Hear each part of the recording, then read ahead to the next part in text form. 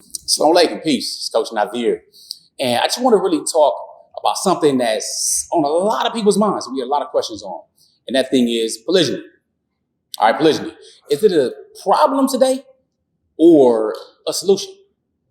All right, so is it a problem or is it an actual solution? And I just asked you to do a couple different things. Right? It's a quick little exercise, right?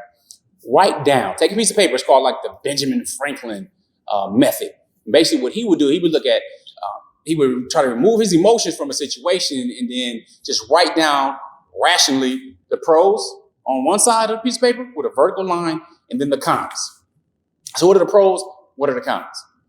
So I know it's easy to say detach yourself from emotion. It's easy to say that, right? And I think one of the major reasons we have a lot of pain, or there's pain in society when it comes to women being emotionally trying to understand and have this emotional challenges and pain, comes from a lot of our social conditioning, the construct that we put on marriage, or the society puts on marriage, saying that was monogamy, one man, one woman, knight in shining armor, what have you. And there's all these different types of stereotypes and concepts of how things are supposed to be. So when there's a tearing apart of that, or there's a challenging of that, when we've been living with so much cognitive dissonance that we don't really understand where these feelings are coming from. If we can remove the emotions from a situation and write things out rationally, then we can feel better. Notice that we can utilize our rational side to actually affect positively our emotional side, if you will. And we're made out of both of these things. We're rational and emotional and all kinds of stuff going back and forth, but that's not really the topic of today. The topic is polygyny. Is it a problem today, or is it a solution? Is it an ancient solution to a modern problem? Now, of course, I'm married to two wives, so I practice polygyny and I'm biased here. I think that it's an ancient solution for a modern day problem. Okay, it's always been a solution, in my opinion. But I'm going to ask you to write out the pros and the cons. What are they? Okay, really, what are they? So what I had to do was look at it and say, okay, well, maybe I should just go ahead and do this list. So I'm asking you to just do the same. You know, what are some of the cons? The cons are usually emotional. The cons are somebody's going to be hurt. There's going to be pain. Either woman's going to be in pain about it. People are going to ostracize her or the institution of polygyny itself. They'll talk crazy. There's this other competition thing going on. A person may feel that they're making her feel less than, or she chooses to feel less than based upon her conditioning. There are those cons. There are cons where people are predatory. Men can be predatory in the situation. However, I think it's more of a solution to that type of challenge. Now, if I look more on the solution side, there's more practicality that goes with it. We're less concerned really for the emotional part, at least, meaning that you have a nuclear family that can grow. Nuclear meaning husband and wife. All right. And in polygyny, everyone knows who the parents are, meaning that there's one father.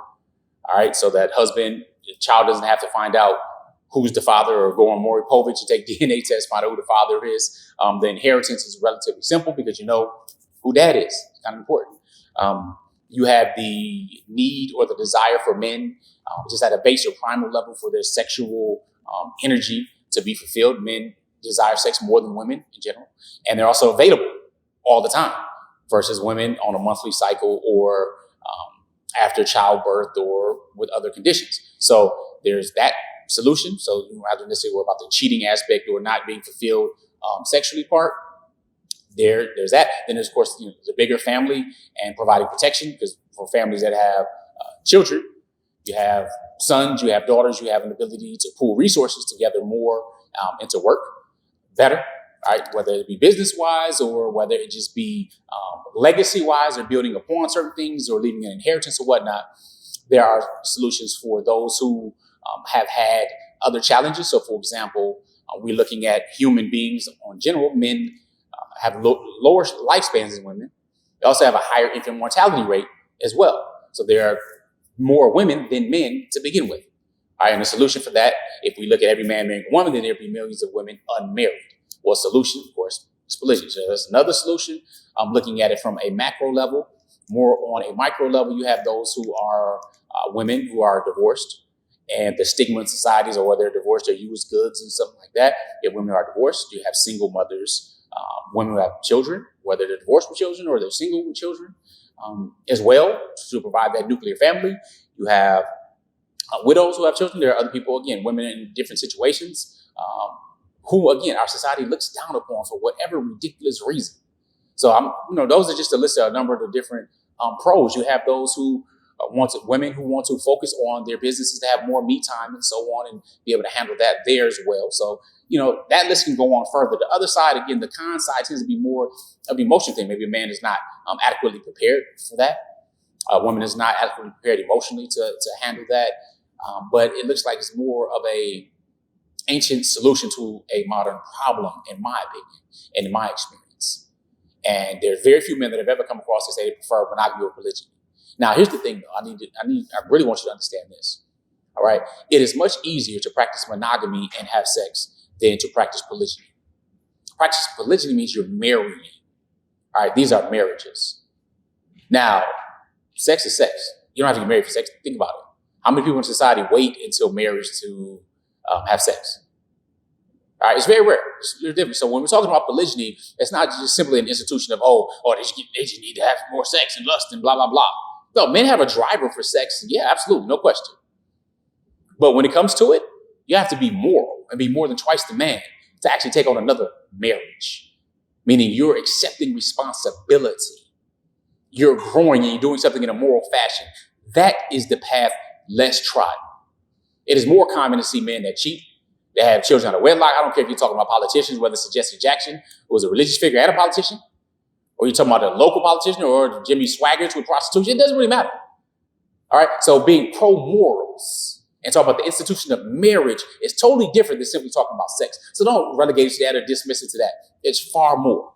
So again, do the exercise, download the worksheet, whatever it may be, go through the pros and cons, and figure out why you may feel a certain way. Figure out why you may feel a certain way. And if you want more resources, like on books that deal with how this relatively new phenomenon called monogamy came about, check out Public Vows, or the University of Cambridge has a really good book out. The name escapes me right now with a lot of the research. But look, we're pro-morals. So an ancient solution to a modern day problem makes a whole lot of sense and grows families and communities and societies and better, stronger nations with that institution of marriage. So with that, subscribe. All right, subscribe. Hit the button for notifications. All right, go get on our email list, outstandingpersonalrelationships.com. Make sure we connect. Prayerfully, you got some good stuff. Just remember, GLC, grow intentionally, love fearlessly, and connect on a higher level every single day. Assalamu alaikum. Peace. Coach Nazir, I'm out.